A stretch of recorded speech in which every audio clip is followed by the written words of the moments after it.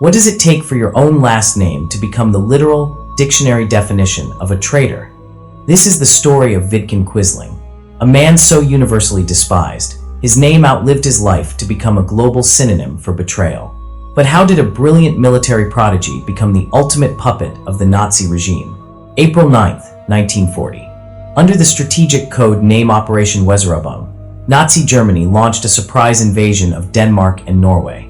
For Adolf Hitler, Denmark was merely a stepping stone, a staging ground to leap into Norway. But Norway itself was the ultimate prize. By seizing Norway's coastlines, Germany could secure vital naval bases to challenge the British Royal Navy in the North Sea. Crucially, it would also secure the flow of Swedish iron ore, the lifeblood of the German war machine. Denmark fell in less than 6 hours, the shortest military campaign the Germans would conduct during the entire war. But Norway refused to break easily. It would take 2 months of fierce, bitter fighting before they finally surrendered on June 10, 1940. Yet, the true tragedy of the Norwegian occupation did not lie solely in the strength of the invading army. It lay in the betrayal from within. On February 1, 1942, the Germans appointed a minister-president to lead a collaborationist puppet government. This regime would eagerly support the Nazi war effort, eventually rounding up Norway's Jewish population and sending them to death camps in occupied Poland. The man who led this government was Vidkun Quisling, a man whose very name would transcend his life to become a global synonym for traitor. But how did a brilliant military mind and a national golden child become the ultimate symbol of betrayal? Vidkun Abraham Lawrence Johnson Quisling was born on July 18, 1887, in the quiet southern village of Fyresdal. His pedigree was prestigious. His father, John Quisling, was a respected Lutheran minister and genealogist. His mother, Anna Caroline Bang, came from a wealthy merchant family. From his youth, Vidkun was marked for greatness. In 1905, the 18-year-old entered the Norwegian War College. Out of 250 cadets, he achieved the highest entrance exam score in the institution's history. He went on to graduate from the military academy with the best grades recorded since its founding in 1817. His academic brilliance was so legendary that the King of Norway himself granted the young officer a personal audience. By 1911, Quisling was a rising star on the general staff of the Norwegian army.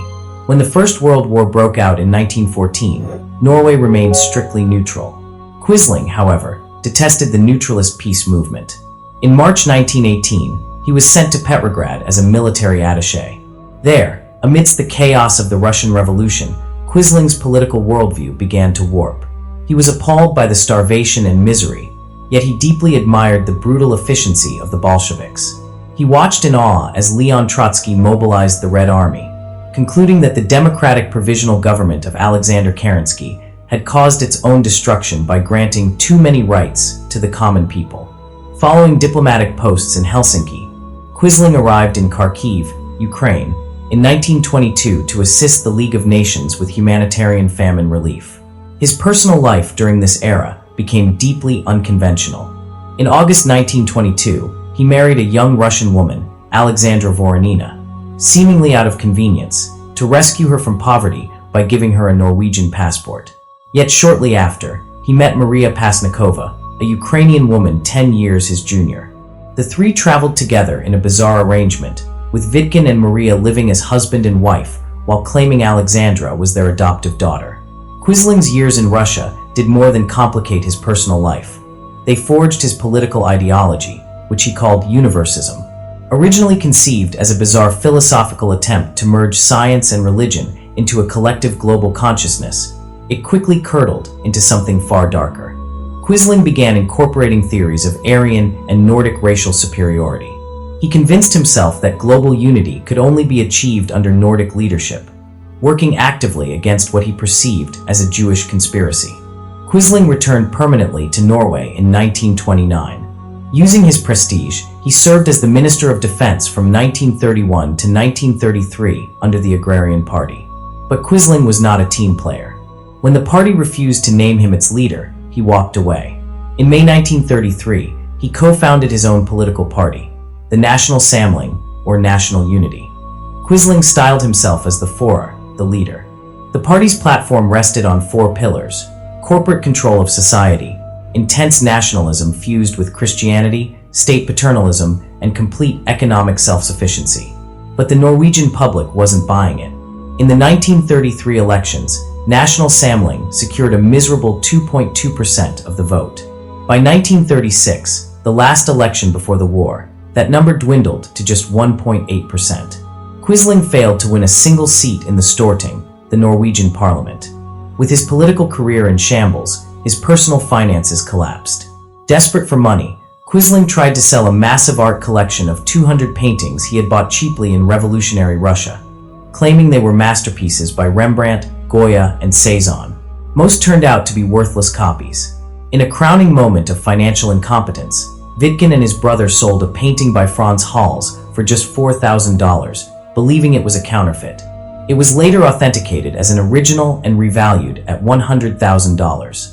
As Europe marched toward war in 1939, Quisling publicly urged Norway to boost its defense spending to protect its neutrality. Privately, however, his loyalty was already shifting. He began delivering anti-Semitic lectures on the Jewish problem in Norway. Though he publicly condemned the horrors of Kristallnacht in November 1938, he sent Adolf Hitler a fawning 50th birthday greeting in April 1939, thanking him for saving Europe from Jewish domination. When World War II erupted in late 1939, Grand Admiral Erich Raeder, the head of the German Navy, grew deeply concerned about keeping the North Sea open.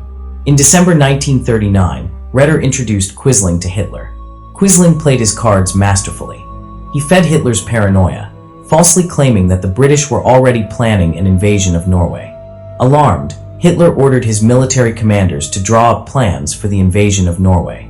On April 9, 1940, German troops stormed Norwegian shores.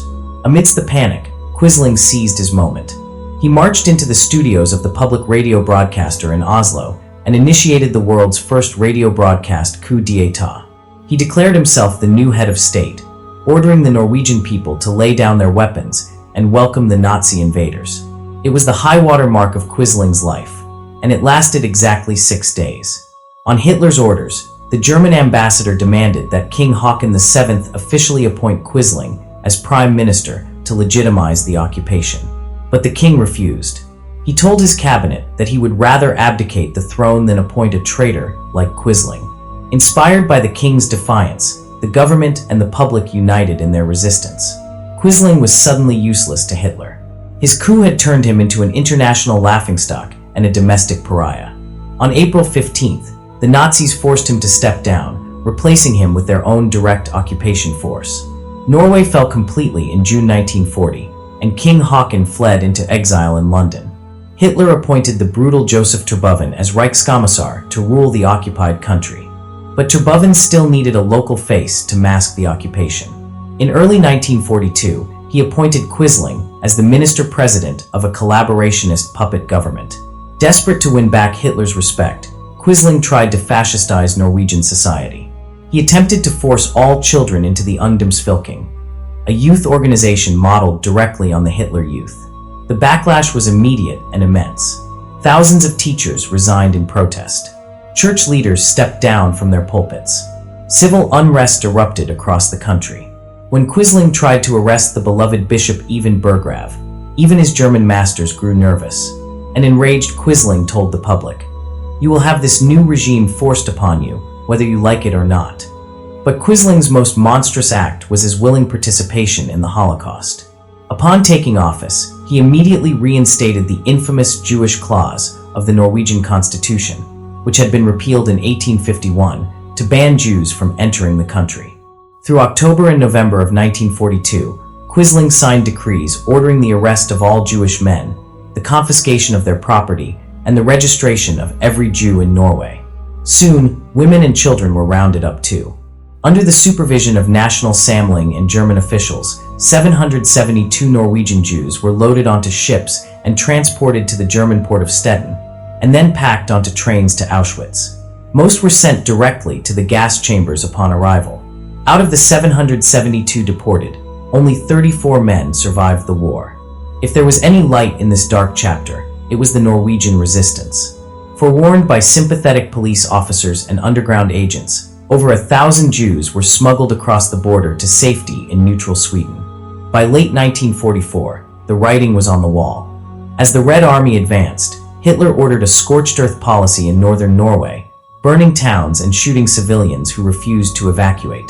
On January 20th, 1945, Quisling made his final trip to Berlin to see a desperate, broken Hitler.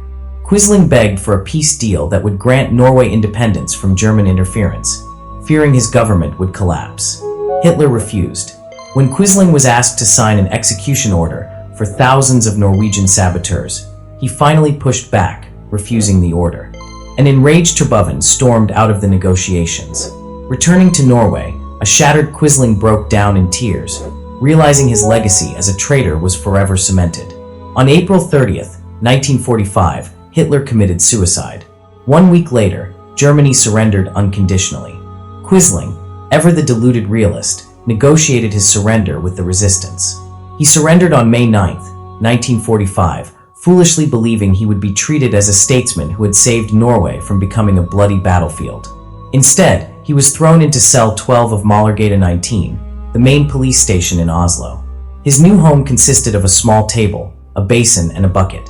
Under constant watch to prevent suicide, he waited 10 weeks before being transferred to Akershus Fortress for trial. The trial opened on August 20th, 1945.